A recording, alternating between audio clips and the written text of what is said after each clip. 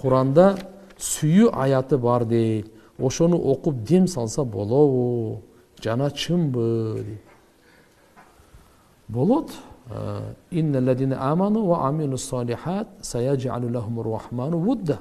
Kim iman keltirip жакшы амалдарды кылса, мээримдүү Алла Таала алардын ортосуна вудда деп коет, мухаббат, сүйүү берет дейт да.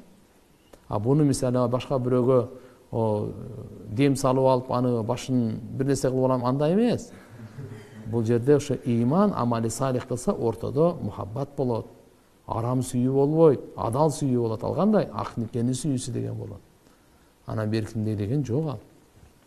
Менин сурагым, кандай адамдар фатва чыгарууга укуктуу? Ал үчүн канча билимге ээ болуу керек? Эми фатва чыгаруу конечно, бул ар кимдин колунан келе бербейт.